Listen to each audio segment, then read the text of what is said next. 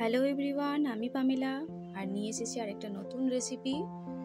এখানে দেখুন, আমি বড় বড় কিছু পটল ছিল, সেগুলোকে আমি কেটে নিয়েছি এরকমভাবে, গোটা রেখেছি। দু সাইডে আমি ছিঁড়ে নিয়েছি।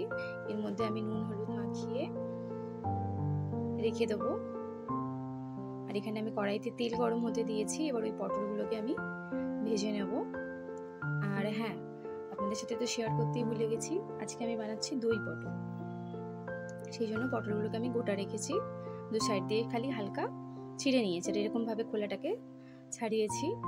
এবার এগুলো আমি হালকা ব্রাউন করে ভাজবো পটলগুলোকে।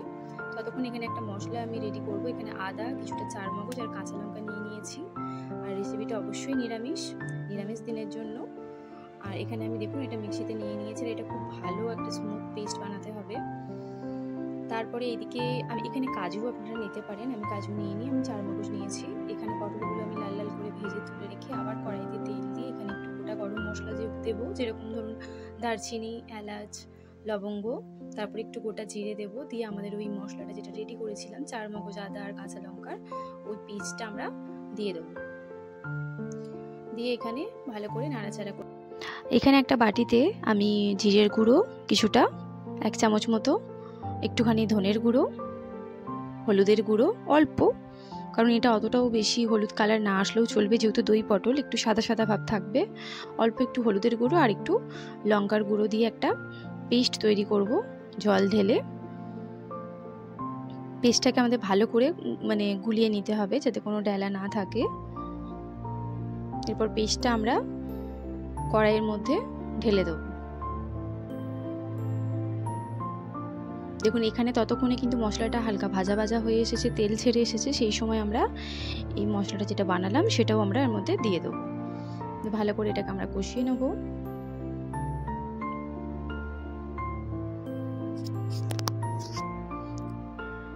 তারপর এখানে আমি নিয়ে নিয়েছি 100 গ্রাম মতো টক দই। আর এখানে দেখুন একটুখানি জায়ফল আমি দইয়ের মধ্যে একটু ঘষে দিয়ে দিচ্ছি, কারণ জায়ফলটা দিলে রান্নার ফ্লেভারটা কিন্তু অন্যরকমই আসবে, সেই জন্য অল্প একটু জায়ফল। তারপরে দেখুন আমি কতটুকু দিয়েছি, একদম অল্প। আর এখানে আমি একটুখানি গুঁড়ো দুধ অ্যাড করছি দইয়ের মধ্যে। গুঁড়ো দুধটা দিলে রান্নার স্বাদটা দারুণ হবে। আপনারা 1 চামচ মতো গুঁড়ো দুধ দিয়ে দেবেন, আবার নাও দিতে পারেন, শুধু টক দই দিয়েও করতে পারেন। এবার এটা ভালো করে আমি ফেটিয়ে নিয়ে রান্নাটার মধ্যে দিয়ে দেবো। আর এই সময়তে অবশ্যই গ্যাসের ফ্লেমটা কিন্তু লো টু মিডিয়ামে রাখতে হবে। একদম লো একটু বাড়ানো যাবে না, তাহলে টক দইটা কিন্তু ফেটে যেতে পারে। তারপরে ভালো করে নাড়াচাড়া করে নিয়ে আমি দেখুন পটলগুলো দিয়ে দিয়েছি। এবার এটাকে একটু ঢাকা দিয়ে দিয়েছি। এটাকে একটু দেখুন হয়ে এসেছে, তেল ছেড়ে এসেছে। এই অবস্থাতে আপনারা নাবাতে পারেন। এরকম অবস্থায় আমি একটুখানি এতে জল অ্যাড করেছি। আর এখানে আমি স্বাদ মতো নুন আর একটু চিনি দিয়ে দিলাম। লাস্টে এটা আপনারা অবশ্যই দেখে দিয়ে দেবেন। আর একটুখানি গরম মশলা দিয়ে আমি দেখুন এখানে একটুখানি জল অ্যাড করেছি, কারণ এটা আমি একটু গ্রেভি বানাবো। তাই যারা শুকনো নাবাতে চান তারা ওই অবস্থাতে সব কিছু অ্যাড করে নামিয়ে নেবেন। এবার নাবাবার আগে একটুখানি কাসুরি মেথি আমার গুঁড়ো করা ছিল বাড়িতে, সেটা আমি দিয়ে দিলাম। আর একটুখানি ঘি দেব, দিলেই আমাদের রেডি দই পটল।